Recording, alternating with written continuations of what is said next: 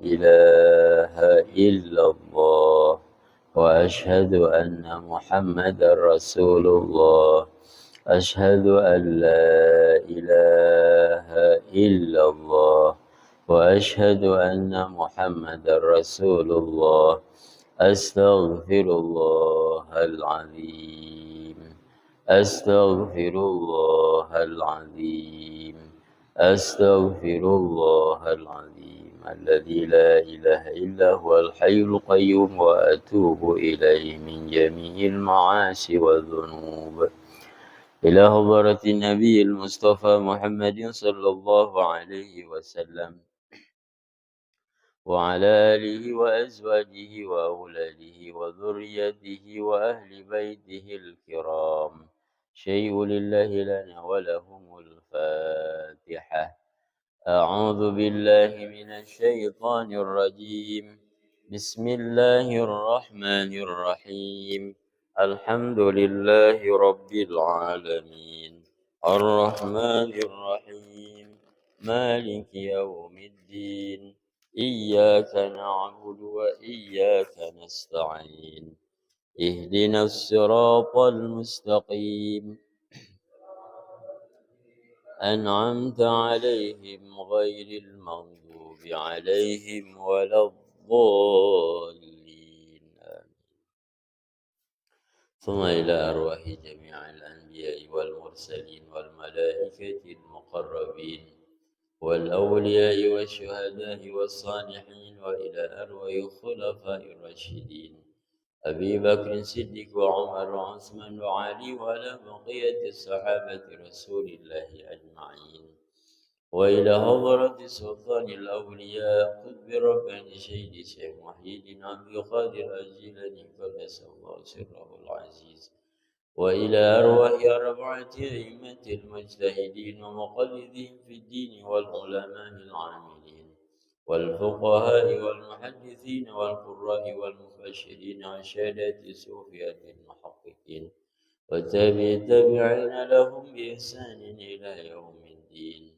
خصوصا مشايخنا في قرية موسى وأبهي وسلم ومهجها المتشعر وأبهي ومالدي وزوج وأبهي عن شدي وأبهي فرق كي يهدي كي يهدي وإنك هدي سنة نفعنا الله بعلوم يوم الدرجة في الجنة برضا الله تعالى بشفاعة رسول الله صلى الله عليه وسلم وبركة أم القرآن. شيء لله لنا ولهم الفاتحة. أعوذ بالله من الشيطان الرجيم. بسم الله الرحمن الرحيم. الرحمن الرحيم مالك يوم الدين. إياك نعبد وإياك نستعين. اهدنا الصراط المستقيم صراط الذين أنعمت عليهم غير المغضوب عليهم ولا الضالين. ثم إلى أرواح آبائنا وأمهاتنا وجدنا وجدتنا ومشايخنا والإخواننا والإخواتنا ولجميع المسلمين والمسلمات والمؤمنين والمؤمنات الأحياء منهم والأموات من مشارق الأرض إلى مغاربها في برها وبحرها من يمينها إلى شمالها خصوصا المرحوم والمرحومة في هذه القرية هجر أسري ونعوصا المرحوم والمرحومة الحاضرين في هذا المسجد ونخصا إلى روح أهل القبور سلام الحج أبو القاسم بن علي بن ناس سجيان بن مالك بن مالك بن فلان بن حج عبد الفتاح ومن ما جاء من دون ومن ما جاء خليفة وأبينا بشر وأبينا جند بن هجرين وأبينا حنسر بن أبا سفيان وأبينا جشيد الروم Pesan keluarga besar Abah Haji, keluarga besar Abah Haji Mahajahid, keluarga besar Abah Haji Sayyid bin Najar, keluarga besar Abah Haji, keluarga besar Abah Sobani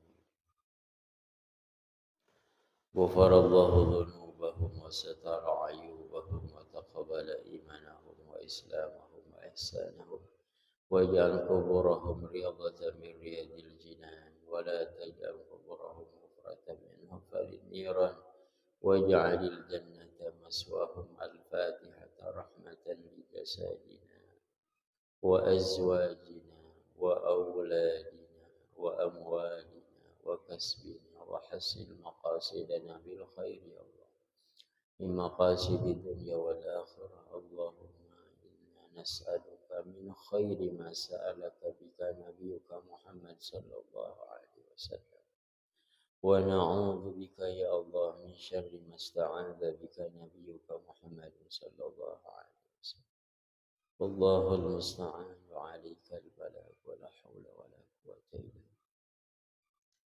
برضا الله تعالى بشفاعة رسول الله صلى الله عليه وسلم وببركة أم القرآن شيء لله لنا ولهم الفاتحة أعوذ بالله من الشيطان الرجيم بسم الله الرحمن الرحيم الحمد لله رب العالمين الرحمن الرحيم مالك يوم الدين إياك نعبد وإياك نستعين اهدنا الصراط المستقيم صراط الذين أنعمت عليهم غير المغضوب عليهم ولا الضالين رب اغفر لنا ولوالدينا أعوذ بالله من الشيطان الرجيم بسم الله الرحمن الرحيم الحمد لله رب العالمين وبه نستعين على أمور الدنيا والدين والصلاة والسلام على أشرف الأنبياء والمرسلين وعلى آله وصحبه أجمعين أما بعد فقد قال الله تعالى في محكم كتابه أعوذ بالله السميع العليم من الشيطان الرجيم إن الإنسان ليطغى أن رآه استغنى الآية كما قال النبي صلى الله عليه وآله وسلم من صلى علي 1000 مرة لم يمت حتى يبشر له بالجنة صدق الله وصدق رسوله الحبيب الكريم ونحن على ذلك من الشاهدين والشاكرين والحمد لله رب العالمين اللهم رب اشرح لي صدري ويسر لي أمري واحلل عقدة من لساني يفقه قولي اللهم إنا نسألك علما نافعا وعملا متقبلا ورزقا حلالا طيبا كثيرا مباركا فيه آمين يا الله يا رب العالمين. Hadirin ma'asyiral muslimin rahimakumullah, terutama jamaah Majlis Ta'lim Masjid Jami'ul Jannah, jamaah salat berjamaah subuh dan juga jamaah Majlis Ta'lim Pekanan setiap ba'da subuh setiap hari Ahad. Yang mudah-mudahan kita semua senantiasa dalam hidayah Allah Subhanahu wa taala dan segala amal ibadah kita, segala apa yang kita akui sebagai amal ibadah diterima oleh Allah Subhanahu wa taala. Segala kesalahan, keluputan, kemaksiatan yang kita lakukan Allah ampuni, Allah tutupi aib-aib kita. Amin ya Allah ya rabbal alamin. Mudah-mudahan langkah kita menuju masjid ini kita niatkan ikhlas karena Allah. Kita awali dengan bismillahirrahmanirrahim. Kita awali dengan bismillah, mudah-mudahan jadi penghapus dan penggugur dosa-dosa kita. Satu riwayat hadis mengatakan kalau seseorang pergi berjamaah, hendak berjamaah sholat wajib ke masjid, masyan berjalan, jalan kaki. Maka setiap langkahnya itu bermakna. Satu langkah bermakna ampunan dosa dari Allah. Langkah selanjutnya bermakna ditingkatkan derajatnya oleh Allah Subhanahu wa taala. Semakin banyak langkah ke masjid, semakin banyak Allah ampunkan dosa-dosa kita. Maka salah satu sunnah ketika berangkat itu, berangkat mestinya lebih jauh jalannya, muter. Jadi kalau dari RT 3 di Parun muter dulu ke RT 5 gitu. Sambil ketok gitu. Nah Pak Haji, muter dulu ke saya sono Pak Haji. Pulang lebih dekat. Kenapa? Karena setiap langkah itu satu langkah ampunan, satu langkah diangkat derajat oleh Allah Subhanahu wa taala. Jadi afdalnya ke masjid itu jalan kaki. Bagaimana Pak kalau pakai motor? Ya sama aja, setiap putaran, kata guru saya, dikiaskan kepada jalan kaki. Setiap putaran roda motor kita, bahkan setiap gas mungkin yang kita. Jadi afdalnya jalan kaki Pak ke masjid itu. Maka kalau kita jalan kaki sebetulnya nggak khawatir maling motor, orang nggak bawa motor kan gitu. Bagaimana Pak jauh kalau pakai motor ya nggak apa-apa gitu. Jangan maksain jalan kaki, apalagi kalau sudah dengar qomat. Kalau sudah dengar qomat, Pak Abu qomat, maka kalau kata saya nih ya, kalau kata saya daripada jalan kaki, abdol naik motor kalau udah dengar qomat, supaya bersegera mengikuti berjamaah. Tapi saya nggak tahu dalilnya dari mana itu. Kata saya ya. Kalau salah juga pantas banget kalau salah. Alhamdulillah Allah Subhanahu wa taala masih memberikan kita nikmat sehat walafiat. Mohon maaf tadi malam saya tidak bisa hadir. Mana Pak Khairul? Saya khawatirnya ada ini. Soalnya sorenya pada asar saya ngisi pengajar ibu-ibu di RT 3. Ketemu sama Pak Khairulnya. Giliran ibu-ibu hadir katanya. Giliran maulid nggak hadir. Jadi kebetulan kemarin itu proses kepulangan ibu saya dari rumah sakit. Alhamdulillah selesai pada Isya. Kenapa saya hadir di pengajian ibu-ibu? Karena saya lupa. Saya lupa ada jadwal pengajian ibu-ibu pada asar di RT 3. Zuhur, waktu saya masih di rumah sakit, sebelum zuhur itu, Pak RT WA, Ustaz jangan lupa ya nanti sore. Ya Allah, ini doang yang belum saya cancel katanya. Mau saya cancel terlalu mendadak. Khawatir susah nyari yang gantinya kan repot, kasihan juga. Terus saya nggak boleh lewat ke RT 3. Kalau Pak Khairul dari awal sudah saya sampaikan, Pak Khairul mohon maaf. Mungkin saya nggak bisa hadir. Maulid Arwa'in. Alhamdulillah. Lancar semalam ya Pak? Itu. Jam 11. Saya jam 10 pulang. Kalau udah lewat jam 10 saya pulang lah ya.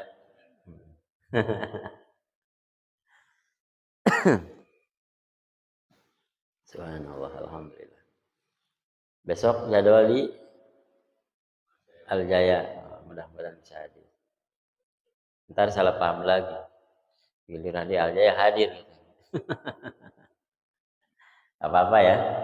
Kalau kita ngikutin penilaian orang ya susah. Jadi tutup mata, tutup telinga dari penilaian orang. Yang penting hati kita. Dan yang terpenting adalah penilaian Allah Subhanahu wa taala. Kita husnudzon sama orang lain. Salawat ma'asalam mudah-mudahan dilimpahkan atas habibana wa nabiyana wa maulana Muhammad sallallahu alaihi wa alihi wasallam. Di bulan Maulid yang penuh berkah ini, saya teringat, tadi saya bawa sengaja kitabnya takut saya salah baca. Mumpung masih awal bulan Maulid, di bulan Maulid ini kita amalin sekali saja nih amalan sholawat ini. Syukur-syukur beberapa kali gitu. Sekali saja sudah alhamdulillah. Ini ada satu hadis yang harus kita ketahui dan juga harus kita amalkan kaitan dengan sholawat Nabi Sallallahu Alaihi Wasallam. Wa qala an-Nabi Sallallahu Alaihi Wasallam. Sebelum kita ke tafsir, Pak ya, ini selingan penting saya sampaikan. Mudah-mudahan bisa kita amalkan selama bulan Maulid ini. Paling tidak satu kali saja. Wa qala Nabi sallallahu alaihi wasallam, bersabda Nabi kita Muhammad sallallahu alaihi wasallam, man shalla alayya alfa marratin lam yamut hatta yubashsharu lahu bil jannah. Wa fi riwayatin man shalla alayya alfa marratin busyira bil jannah qabla mautihi. Jadi ada dua hadis, maknanya senada. Artinya wallahu alam bil murad, man shalla, barang siapa bersolawat alayya kepadaku, kata Nabi sallallahu alaihi wasallam, berapa kali alfa marratin, alfa 1000 marratin kali, berarti 1000 kali. Banyak nggak Pak? Dikit. Kalau bilang 1000 mah duit kecil ya. Giliran sholawat banyak. Dikit Pak. Yang simpel aja sholawatnya. Allahumma sholli ala Muhammad wa ala ali Muhammad. Saya pengen pakai Sayyidina boleh. Allahumma sholli ala Sayyidina Muhammad wa ala ali Sayyidina Muhammad. Yang paling simpel udah itu apa? Allahumma sholli ala Muhammad wa ala ali Muhammad. Allahumma sholli ala Muhammad wa ala ali Muhammad. Atau kalau pengen lengkap tambah salam. Allahumma sholli wa sallim ala Sayyidina Muhammad wa ala ali Sayyidina Muhammad. Jadi kita ucap salam kepada Nabi Sallallahu Alaihi Wasallam. Lalu apa faedahnya?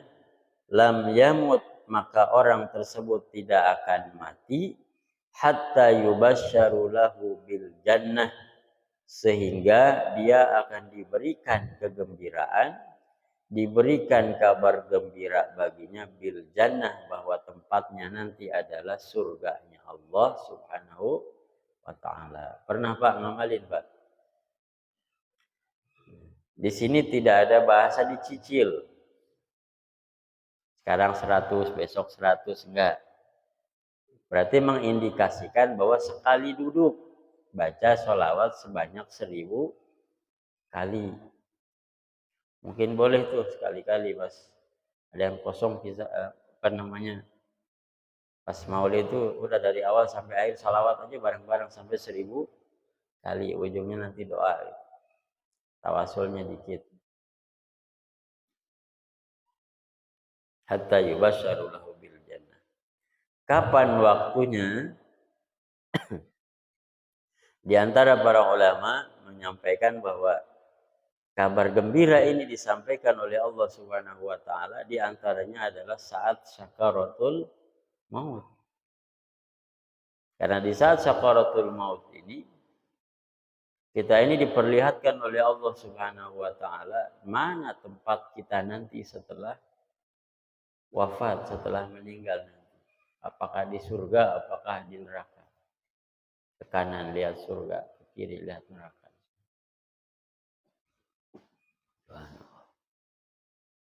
Ini luar biasanya pahala daripada sholawat. Sampai-sampai orang yang bersolawat kepada Nabi 1000 kali. Beliau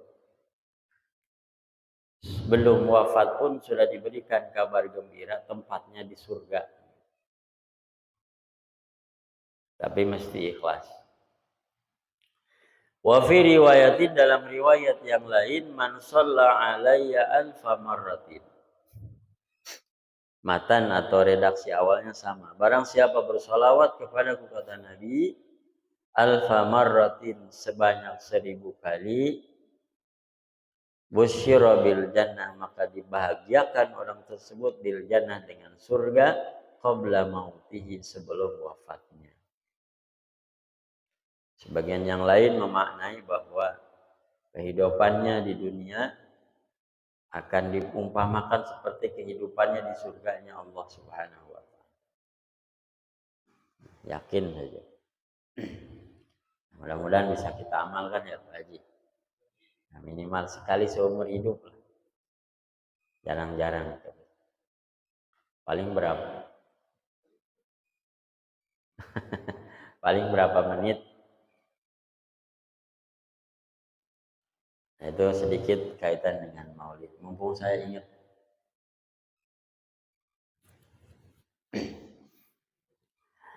Qala al-mu'allif wa nafa'ana bi ulumihi.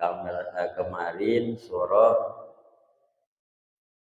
Al-Alaq ya, sampai ayat 5. Betul, Pak? Terakhir. Ini lampunya redup ini. Tambah sendu saja ini.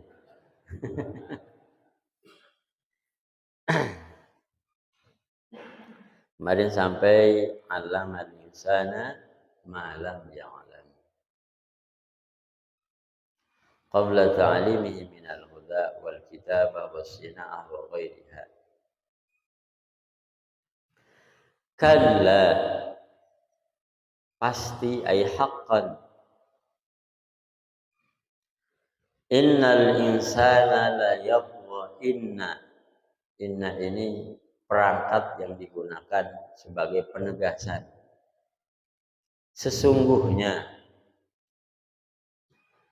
al-insana, manusia, setiap manusia, ay jinsul insan, setiap yang bersifat kemanusiaan, manusia. Al-insan hayawanun natikun. Manusia itu adalah hewan natikun yang mempunyai potensi berpikir, untuk berpikir.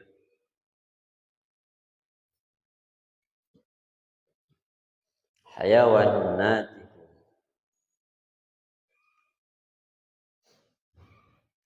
Setiap manusia layak bahasa kitanya apa ya? Kalau bahasa Jawanya lacut. Apa itu lacut, Pak? Ya. Jawa dari mana? Lacut itu apa ya? Saya lihat terjemah kemenangnya apa? Layat go itu.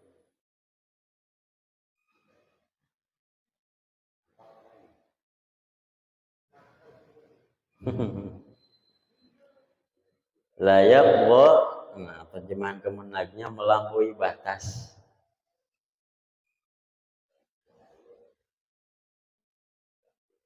Lacut ya, lacut bahasa Jawanya. Coretan ini. Innal insana la yatgha, sesungguhnya manusia itu pasti, ditambah lagi pakai layat la, pasti melampaui batas. Jadi Allah menceritakan perihal manusia bahwa manusia itu adalah makhluk yang punya kesenangan, jahat, angkuh, dan kadang melampaui batas. Nah, ini fakta. Banyak di antara kita yang demikian. Kapan itu terjadi? Ar-ra'ahu istaghna an, ketika ra'ahu, dia melihat dirinya istaghna, sudah berkecukupan. Nah, kalau orang sudah berkecukupan, harta sudah cukup, ilmu sudah cukup, istri sudah cukup, jabatan sudah cukup. Kok ngeliriknya ke sono ya, Mas istri? Maka kecenderungan kita ini menjadi orang yang melampaui batas, angkuh, sombong terhadap orang lain, menganggap sebelah mata. Ini ternyata memang sudah berabad-abad yang lalu. Allah katakan seperti itu sifat manusia. Maka sifat kita ini kalau sudah berkecukupan, banyak duit terutama, sombong biasanya. Sampai kepala orang aja mau dibeli. Ya emang seperti itu. Kalau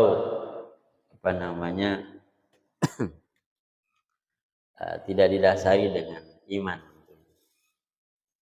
Maka dalam ilmu psikologi, sifat dasar manusia kalau dia kaya ya sombong. Kalau miskin itu sifatnya apa ya? Dan bahasa Sunda itu delitan. Apa delitannya? Purikan. Akhirnya nggak nyambung. Orang kayanya sombong, orang miskinnya purikan. Salah ngomong dikit aja mentang-mentang kaya lu gitu. Padahal sebetulnya mungkin tidak begitu maksudnya. Misalnya ya. Jadi kalau melihat ini, hadirin rahimakumullah, kalau melihat ini, kadang saya pribadi sering berpikir, mungkin saya nggak dibikin kaya sama Allah tuh khawatir kalau kaya nanti kayak begini kan gitu. Karena kadang-kadang kita ini hadirin rahimakumullah, semua kita ini berdosa sama Allah, cuman jalannya aja beda-beda. Beda memilih jalan doang. Dan terkadang kita ini dengan orang lain cuman masalah kesempatan aja. Kita ngomong, wah pejabat korup dan lain sebagainya. Karena kita bukan pejabat. Gitu. Coba aja kalau kita jadi pejabat mungkin gak jauh beda. Gitu. Kira-kira begitu. Kesempatan aja kita gak dikasih sama Allah.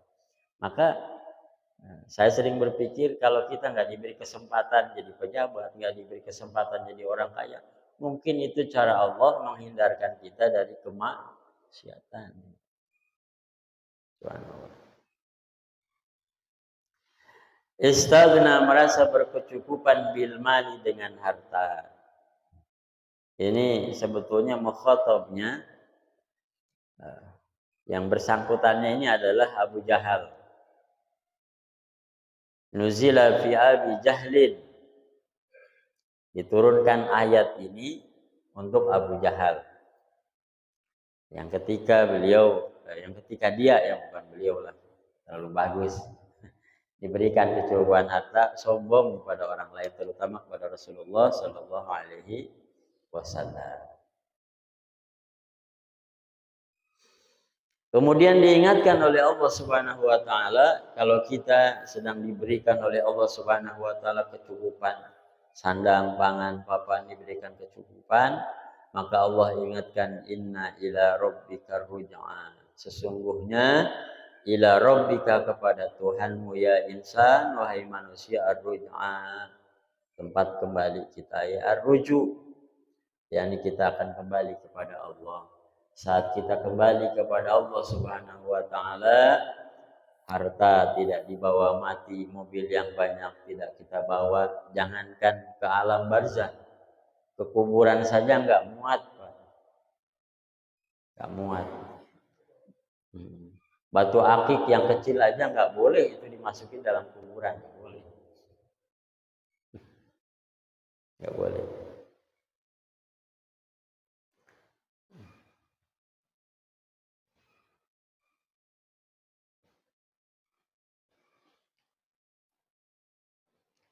Inna ila rabbika ruj'a. Ingatkan diri kita kalau sedang diberikan nikmat oleh Allah, kecukupan oleh Allah, ingatkan diri kita bahwa satu saat kita akan kembali kepada Allah Subhanahu wa taala.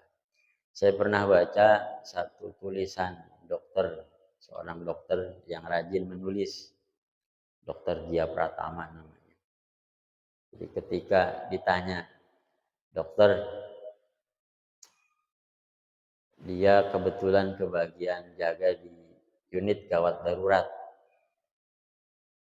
Ditanya oleh netizen ya, netizen. Dokter, bagaimana pengalaman Anda melihat Mungkin sudah ratusan bahkan ribuan kematian di depan matanya sendiri. Kalau UGD kan orang-orang yang sudah gawat, yang kecelakaan dibawa ke UGD. Kata beliau, saya sudah melihat ratusan kematian dari yang paling paling menyenangkan sampai paling mengerikan. Dan ketika itu saya tersadar, ini bahwa orang-orang yang mati, orang-orang yang wafat di hari itu, kadang-kadang masih punya rencana untuk esok hari, besok mau ngapain, bulan depan mau ngapain. Orang yang wafat di hari ini, kadang masih punya rencana untuk esok hari, untuk minggu depan, untuk bulan depan, untuk tahun depan. Tapi rencana itu tidak bisa dilaksanakan karena Allah sudah mengambil nyawa. Yang namanya wafat itu hadirin rahimakumullah enggak ngasih kabar. Enggak lihat muda, enggak lihat tua, enggak lihat kecil, enggak lihat besar. Enggak lihat sudah nikah atau belum, enggak lihat sudah punya cucu atau belum. Kapanpun dia bisa datang. Mudah-mudahan hadirin rahimakumullah saat ajal menjemput kita, Allah Subhanahu wa taala sudah bersihkan dosa-dosa kita. Yang punya utang Allah sudah lunaskan utangnya. Yang punya janji Allah sudah tunaikan janjinya sehingga kita menghadap Allah Subhanahu wa taala dalam keadaan bersih seperti kita dilahirkan ke dunia ini. Amin ya Allah ya rabbal alamin. Nanti saya bacakan kalau masih ada waktu, menyentuh sekali tulisannya.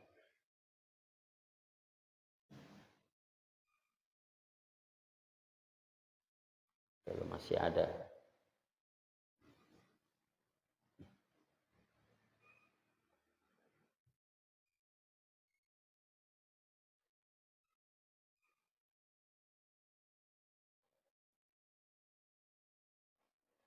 Subhanallah.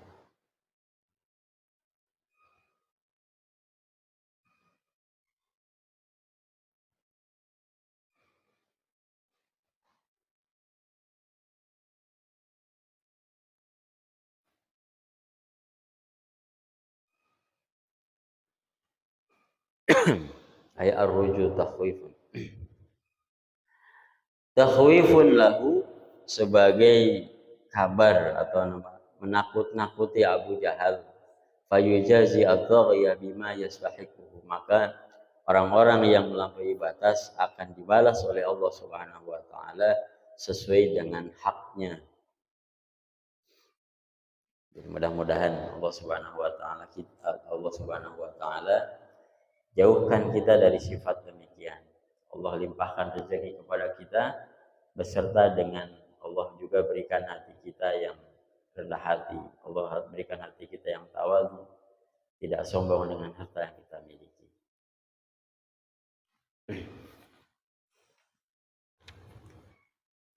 Ara'aita alladhi yanha.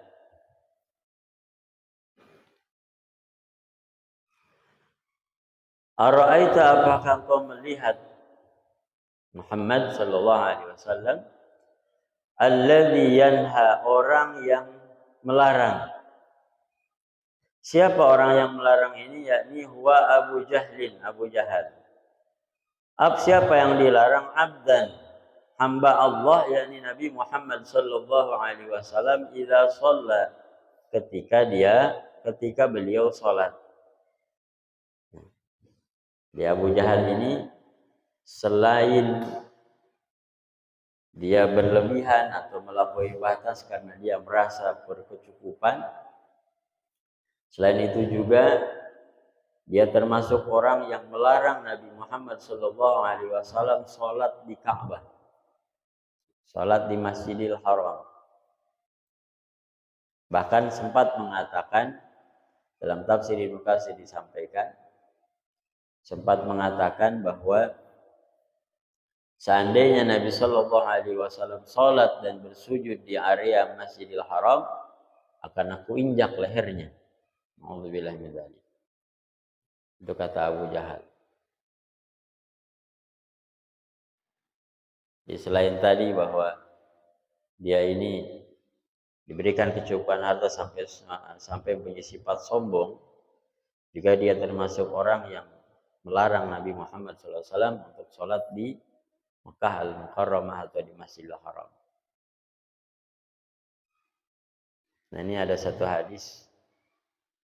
Qala Ibnu Abi Hatim, hadatsana Zaid bin Ismail As-Sa'i, hadatsana Ja'far bin Aun, hadatsana Abu Amis.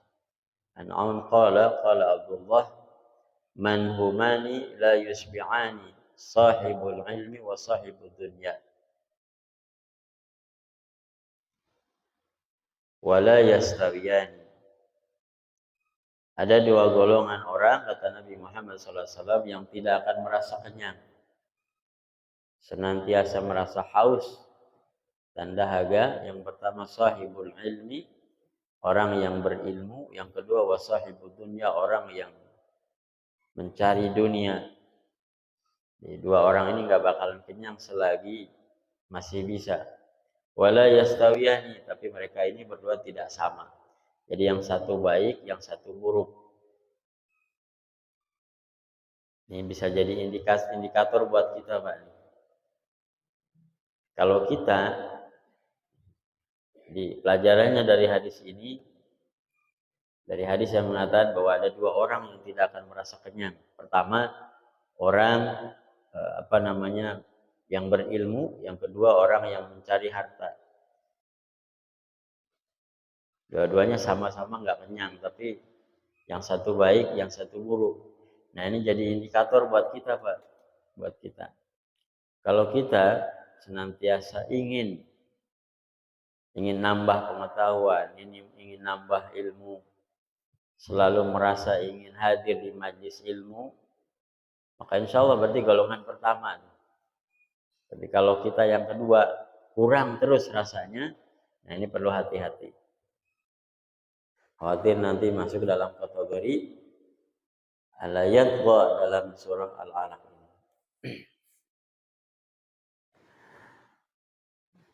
Abu Jahal ini salah satu orang yang melarang Nabi, mencegah Nabi sholat di Masjidil Haram.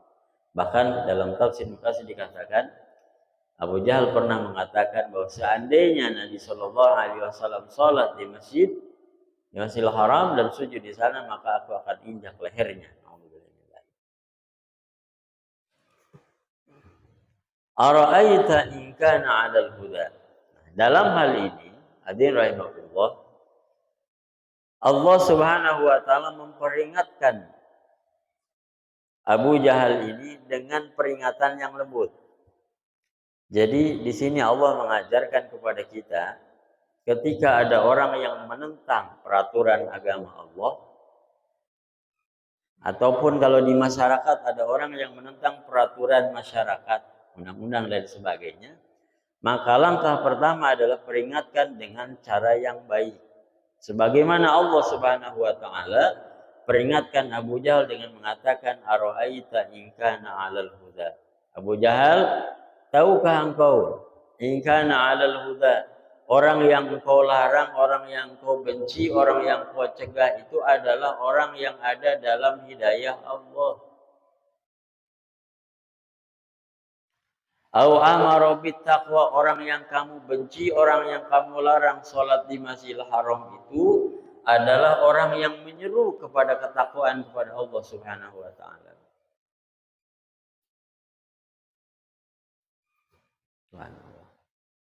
Jadi segitu lembutnya Allah memperingatkan Abu Jahal. Ini juga pelajaran buat kita, hadirin rahimakumullah. Kalau ada saudara kita, tetangga kita, pimpinan kita yang salah, jangan langsung teriak pakai level 10 gitu istilahnya. Kalau Abu Jahal saja diperingatkan oleh Allah dengan lemah lembut terlebih dahulu, apalagi pimpinan kita yang notabene sudah bersyahadat, berasyhadu alla ilaha illallah wa asyhadu anna Muhammadar Rasulullah. Jadi ada caranya. Demo boleh, silahkan. Memang diatur oleh undang-undang, diizinkan oleh undang-undang. Tapi ketika di demo, cara penyampaiannya bagaimana? Dan ujuk-ujuk kafir, togut, dan sebagainya. Jangan ya.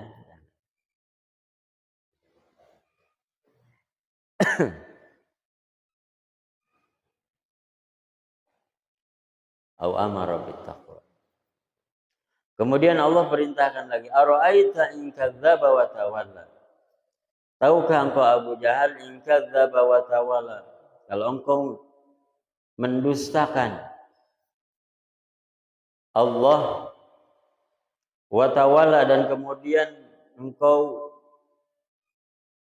berpaling dari Allah, wa tawalla berpaling ya Abu Jahal anil iman daripada keimanan. Alam ya'lam bi anna Allah yara, ketahuilah bahwa apa yang engkau dustakan dan ketika engkau berpaling daripada keimanan kepada Allah Subhanahu wa taala, kata Allah, annallaha yara, Allah Maha mengetahui. Peringatan kedua nih. Pertama, sampaikan kepada dia, pada Abu Jahal, wahai Abu Jahal, tahukah engkau yang kau larang sholat di Masjidil Haram itu adalah orang yang dalam wilayah Allah, adalah orang yang menyuruh pada ketakwaan. Dan tahukah engkau wahai Abu Jahal apa yang kamu sembunyikan dalam hatimu, kedustaanmu, kekufuranmu, itu diketahui oleh Allah Subhanahu wa taala. Maka ingatkan pula diri kita semua hadirin, termasuk yang nyekal nih. Alam ya'lam bi anna Allah yara, Allah mengetahui segala apa yang kita sembunyikan. Bahkan sering kita baca, lillahi ma fis samawati wa ma fil ardi wa in tubdu ma fi anfusikum. Apa-apa yang kita perlihatkan, atau kita sembunyikan sekalipun, yuhasibkum, Allah akan menghisabnya. Allah mengetahui. Tidak ada yang bisa kita sembunyikan. Maka berlindung kepada Allah Subhanahu wa taala, mudah-mudahan kalau di dunia dan di akhirat nanti dengan Rahman Rahimnya Allah, Allah sembunyikan aib-aib kita dan Allah ampunkan aib-aib kita. Jadi Rahman Rahim itu begitu. Disembunyikan di dunia, diampunkan nanti di akhirat. Amin ya Allah ya Rabbal alamin.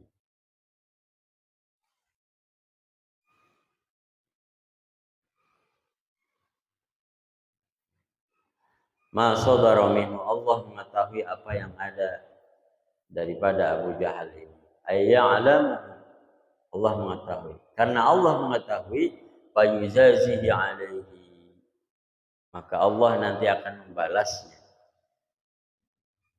perbuatan-perbuatan Abu Jahal.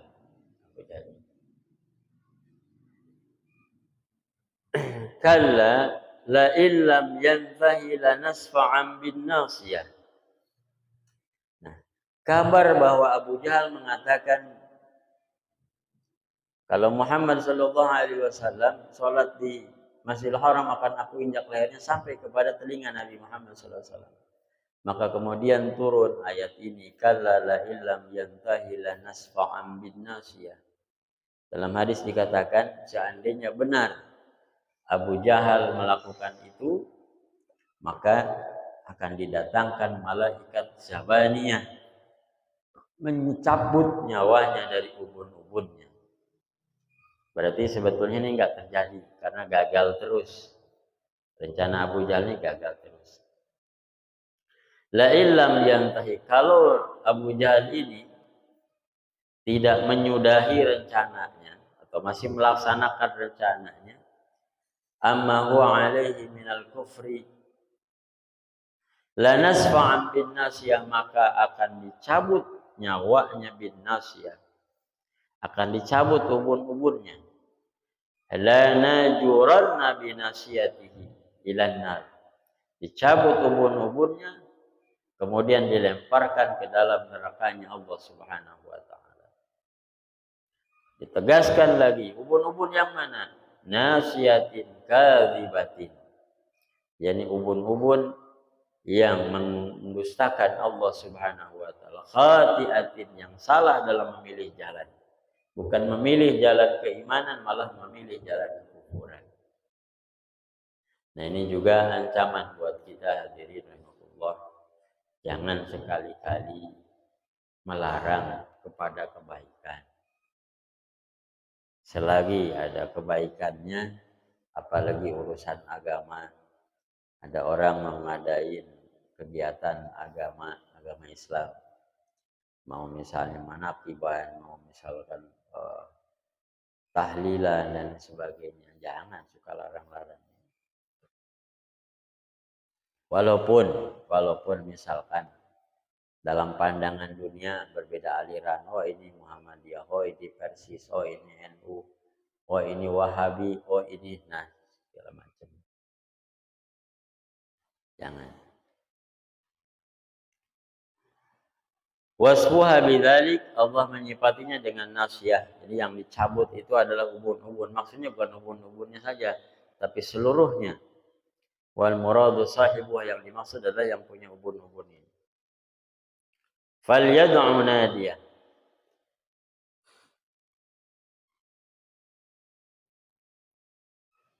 Jadi biarkan Abu Jahal ini memanggil Nadiyah. Nadiyah itu teman-teman tongkrongan. Ai ahla nadihi wa huwa al-majlisu yuntada yatahaddasu fihi al-qaum.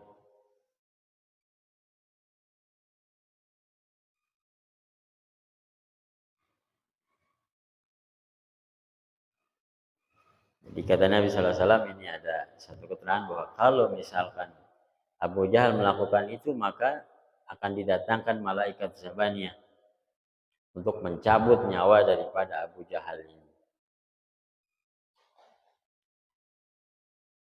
Dan biarkan dia, Abu Jahal ini memanggil kaumnya untuk menolongnya. Karena dikisahkan di sini ketika Nabi SAW berbicara dengan Abu Jahal ngomongnya, golonganku banyak, baladku banyak, tentaraku banyak, orang-orangku banyak, kata Abu Jahal. Sementara kamu Muhammad, pengikutmu baru sedikit. Itu diantaranya. Sanad'u Zabaniyah. Maka Allah akan memanggil malaikat Zabaniyah, ay al-malaikatal ghilaz wa asyidad, liihlakihi, untuk menghancurkan Abu Jahal beserta golongannya. Fil hadis, law da'a nadiyahu la akhadathu Zabaniyatu anyanan. Seandainya Abu Jahal melaksanakan rencananya, yakni menginjak leher Nabi SAW ketika sujud dan memanggil kaumnya, memanggil golongannya, maka Allah akan datangkan malaikat Zabaniyah untuk menghancurkan semuanya. Kalla la tuti'hu. Terakhir, ayat terakhir. Sekali-kali tidak, wahai Muhammad sallallahu alaihi wasallam, kata Allah, la tuti'hu. Janganlah engkau mentaati orang yang melarang salat Muhammad, ay fi tarki salat, yakni dalam meninggalkan salat. Wasjud, sujudlah kepada Allah, ay salatlah kepada Allah, waqtarib, dan taatlah kepada Allah Subhanahu wa taala. Ini juga perintah buat kita hadirin Allah. Nauzubillah, jangan sampai terjadi seandainya ada orang yang melarang kita sholat, maka jangan taati orang tersebut walaupun dengan ancaman. Nah, ini mungkin terjadi hadirin rahimakumullah di zaman orang tua kita, di zaman penjajahan. Di zaman penjajahan. Boro-boro ngaji, sholat pun susah. Dulu kakek saya bercerita, ngaji baru bismillahirrahmanirrahim, brodong, tembakan, bubar. Tapi subhanallah, masya Allah, orang-orang dulu kayak Imam Tubagus Bakri, kemudian apa nama Syekh An-Nawawi, terus Abu Ya Dimyati. Beliau ini hidup di masa penjajahan ketika belajarnya itu. Tapi ilmunya luar biasa. Beda dengan kita udah bebas sekarang aja. Walaupun mungkin ya sebagian kayak saya ini kuli, ada penjajahan juga gitu. Waktunya harusnya ngaji, kuli kan. Tapi nggak apa-apa kalau itu mah ibadah.